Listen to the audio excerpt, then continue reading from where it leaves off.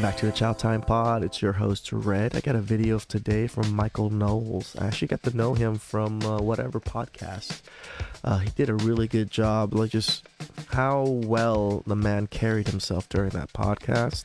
So this is actually one of him talking about trad wives and just reacting on TikTok. I just want to, I haven't seen this video, but I think the man always has something good to share. So please like and subscribe down below. I'd really appreciate it. And let's get to that chow. It's chow time.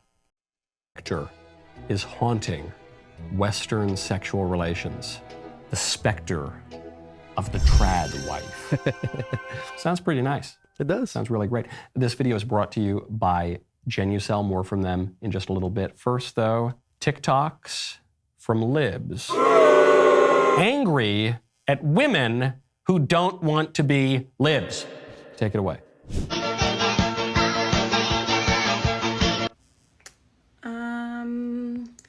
It's giving blood and soil. Like, you know?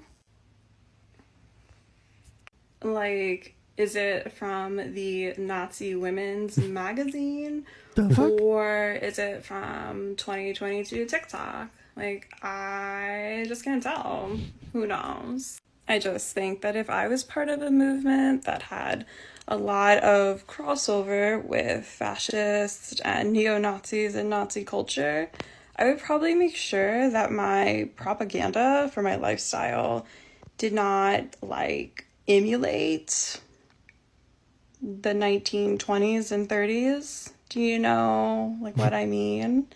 Just how I do stuff, though, you know. So right now, you're a single guy. You got to pick one of those two women to be your wife. Who do you pick? I'm not even saying based on looks. Obviously, the trad wife looked very, very pretty. Yeah, and she does. The other woman possibly could be pretty, but she was not trying to make herself look very pretty, and she was trying to make herself seem... apathetic and speaking in that way that millennials do in the vocal fry, which is just an expression of apathy because you're not even putting your breath. Dude, he's so underneath your good. voice, and it's There's the trad wife all happy, baking a pie or whatever she's doing, dolled up, looking good. And then her argument, the argument for why her way of life, which does not seem to be leading her to very much flourishing. It doesn't. She just doesn't seem that happy. The trad wife seems very happy. You know the tree by its fruits. Her argument as to why you should not be the trad wife or like the trad wife is that if you are traditional, if you are married to a husband and you have traditional women's roles, you're basically a Nazi. Step one, Pretty much. That's what they're get saying. married and cook for your husband. Step two, step three, you're a Nazi. I think you might need to flesh out that idea a little bit more. You know, Hitler drank water.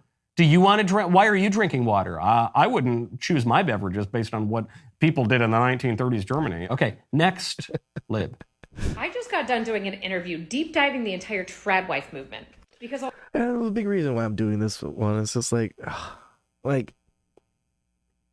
if society did not shit on trad wife and traditional values the way it does, men would have a much easier time wanting to stay here and looking for women.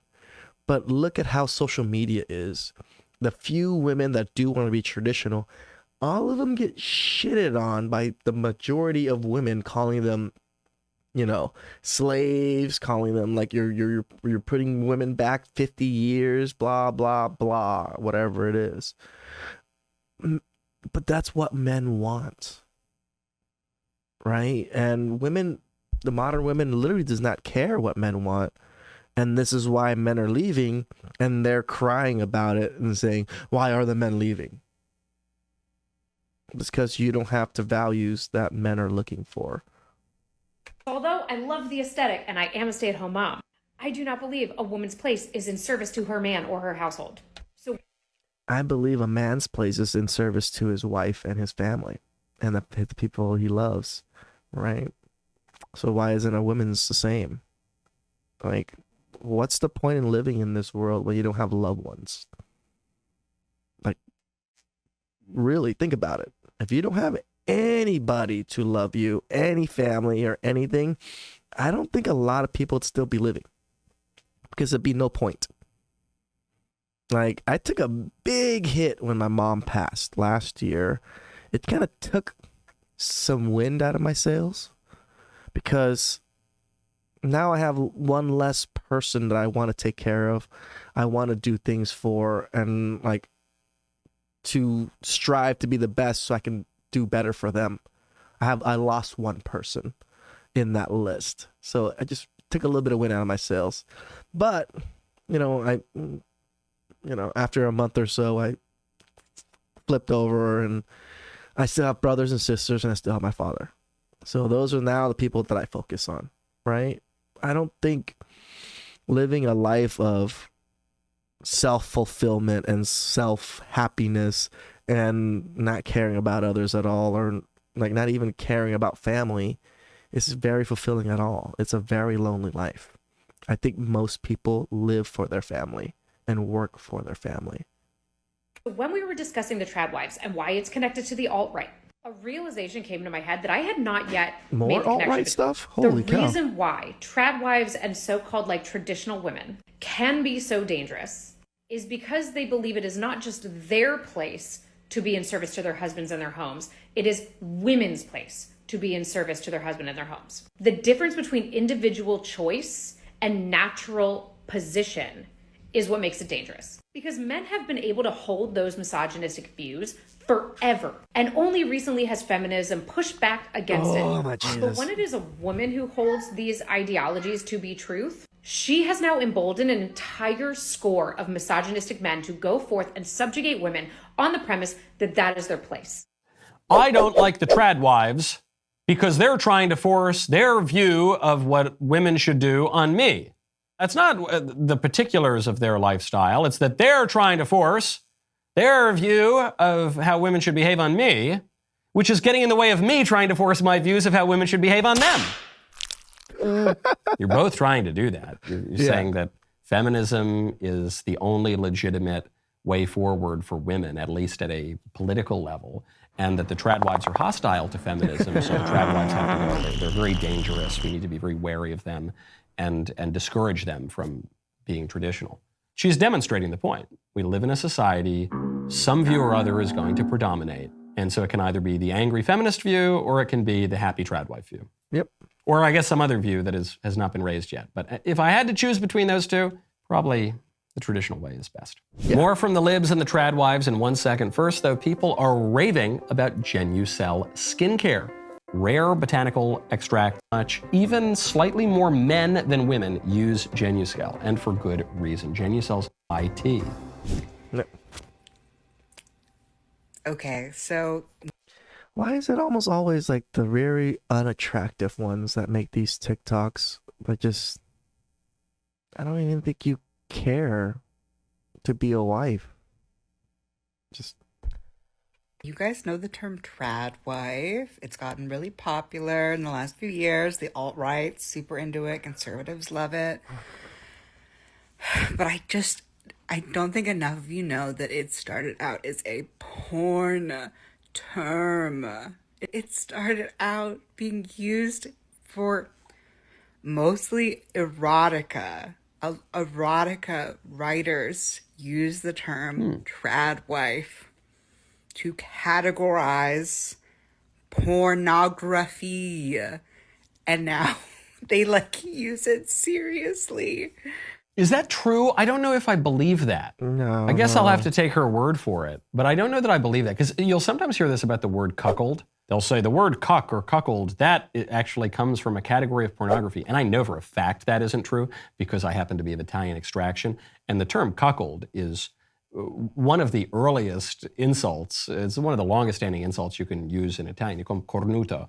And it's symbolized, and sometimes you'll see Italians wear a necklace with what looks like a little chili pepper there, or you'll see the sign, like the rock and roll sign, that derives from this same symbol. And it's the sign to ward off the malocchio so that you don't become a cornuto.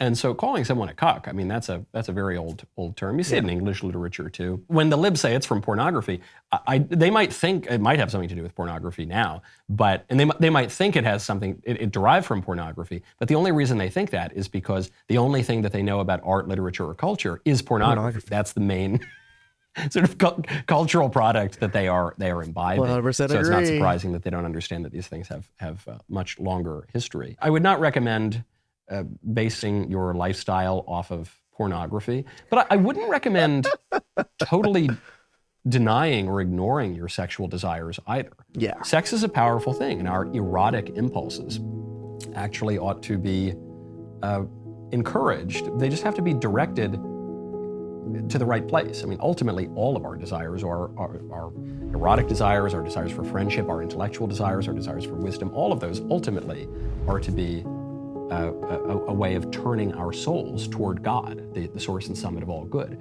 So that's a long way of saying, even if this does have some porn tie-in, well, it doesn't matter what that says about the pornography industry. It matters what it says about human desire. There might be a reason that human beings have this desire. And it might not necessarily be totally disordered. Even if whatever the porn iteration of this is has all sorts of nasty, terrible things to it, there might be some kernel there where men want women who are like women, and women like men who are like men. Yeah. I am the role model that I want my daughter to have. Traditional wives and mothers need to consider what traditions they are upholding. I do not find fulfillment in being a wife and a mother. I love my husband and my child dearly, but if they were my entire world, my mental health would tank. Why would we want women that their mental health would tank because of kids and a husband? Like, this is crazy. Like my whole life right now is for my brother, my sister, my future loved ones, and my father. It's not for myself. Like, this is the part where I feel like people are so taught to be so individual, to only care about yourself, to be so narcissist, that they don't realize life is a life of service. You service the people around you. You service the people that you love. If you have no one to service, what's the point of doing anything? What's the point of accumulating wealth? What's the point of accumulating all of these things when you have no one to pass it down to, no one to share it with, no one to take care of? I think this, like, women have been so indoctrinized into this thought process. They are going against their biological motives, is to take care of things. And that's why they're so miserable. Look at how miserable some of these women are. I'm so glad that I was late to becoming a wife and a mother, or at least late by evangelical standards, because it gave me time to find out who I was before I took on the role of being something to someone else. Some women do find fulfillment in being a wife and a mother, but pushing traditional gender roles harms those of us who do not or do not want to fit into your little box.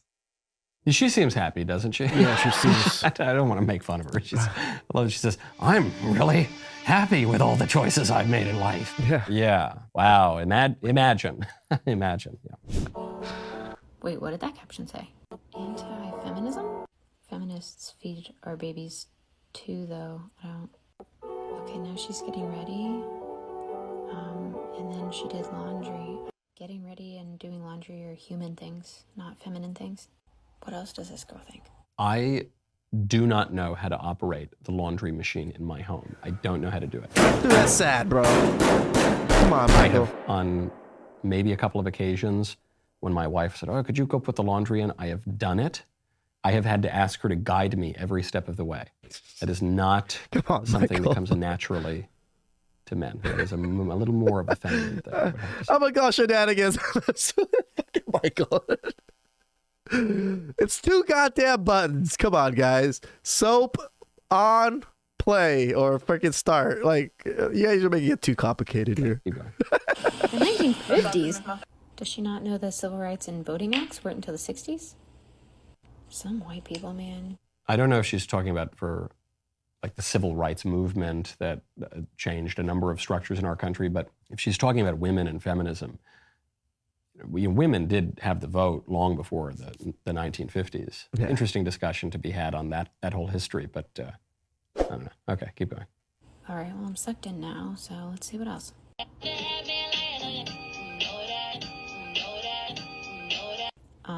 What? What? Only land-owning males should vote. No, but you specifically should not vote. Hey, wait, is that Bronte Remzick? Oh, that's my old friend Bronte. Well, I couldn't. She looks kind of familiar. That's the gal who you may recall I had a long interview with on the topic of abortion. There was a clip that went very, very viral from it in which she referred to pregnant persons. And I said, do you mean mothers? And she said, maybe that includes mothers, but there are other people. And she couldn't. So who, other than mothers, who can be pregnant? And she was sort of stumped by that question. Okay, keep going. A woman's touch, the magic of Aladdin. If you love being a stay-at-home mom, good for you. Why should we all be expected to do that? What? They didn't even bother to make the cartoon look happy. I may not be a smart man. She's just roasting herself at this point.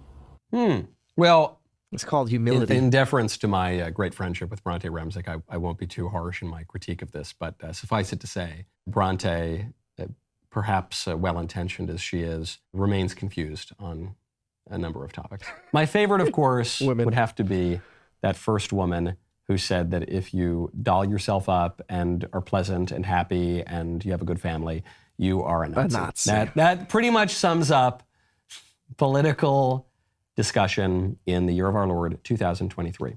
Great job.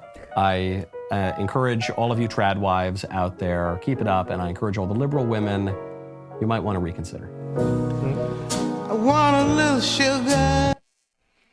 How was that Chow? Interesting Chow. Michael, I just started watching him from, again, whatever.com because he was on the podcast just schooling some women.